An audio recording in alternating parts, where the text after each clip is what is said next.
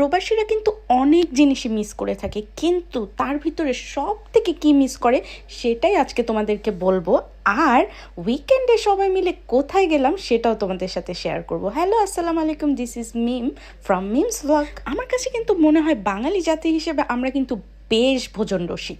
আমরা যেমন খেতে পছন্দ করি, খাওয়াতেও পছন্দ করি। আচ্ছা, তোমাদের কাছে কি মনে হয় কোন বিভাগের মানুষ সব থেকে বেশি ভোজন রসিক হয়ে থাকে? কমেন্টসে কিন্তু জানিও। প্রবাস জীবনের ভালো লাগার সব থেকে একটা ভালো দিক হচ্ছে এই যে আমরা সবাই একত্রিত হই, অনেক মজা করি, সুখ দুঃখের আলাপ করি। এটাই কিন্তু আমাদের কাছে সব থেকে আনন্দের জিনিস, কারণ এখানে তো ফ্যামিলি মিস করি, কিন্তু আমাদের কিন্তু এখানে ফ্রেন্ডসরাই ফ্যামিলি। আমরা কিন্তু ভাই রুটিকে রুটি পিঠা বলি, কারণ রুটিকে কিন্তু আমরা শুধু রুটি হিসেবে না, আমরা মজা করে পিঠার মতো করে খাই, তাও আবার কিন্তু হাঁস ভুনা দিয়ে। আচ্ছা, গেস করো তো আমি কাদের কথা বলছি, কোন জেলার কথা বলছি? যাই হোক, এই প্রবাসে কিন্তু এত মজার রুটি পিঠা করে খাওয়ালো আমাদের অনেক পছন্দের একজন ভাবি, আর সেটা খেয়ে কিন্তু সবাই প্রশংসায় পঞ্চমুখ। আমার বারে বারেই মনে পড়ে ছোটবেলায় সেই শবে বরাতের কথাগুলো, যখন আম্মু রুটি পিঠা হালুয়া বিভিন্ন ধরনের হালুয়া বানানো হতো, আর বিভিন্ন ফ্ল্যাটে ফ্ল্যাটে আমরা কিন্তু যেয়ে দিয়ে আসতাম। ওটা কিন্তু একটা অনেক বেশি মজার পার্ট ছিল।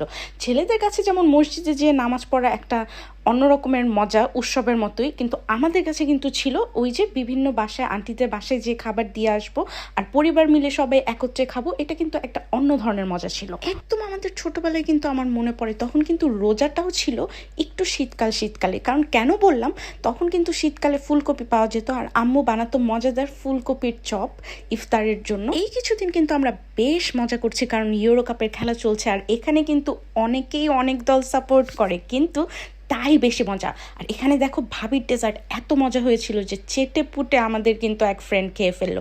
আসলে অনেক মজা হয়েছিল, আর রেসিপিটাও ভাবি শেয়ার করেছিল। যদি রেসিপি চাও অবশ্যই তোমাদেরকে রেসিপি দিব। এটা কিন্তু একটা ম্যাঙ্গো সাবুদানার একটা খাবার ছিল। রান্নাতে কিন্তু আমার জামাইয়ের হাতও কিন্তু কারো থেকে কম না, সে কিন্তু বেশ পাকা রাঁধুনি, আর সে খুব ভালো রান্না করতে পারে। তবে তার খাবার খেলে কিন্তু মাঝে মাঝে মাথাও ঘুরায়, কারণ এত ঝাল দেয় যেটা খেলে কন্ট্রোল করা যায় না।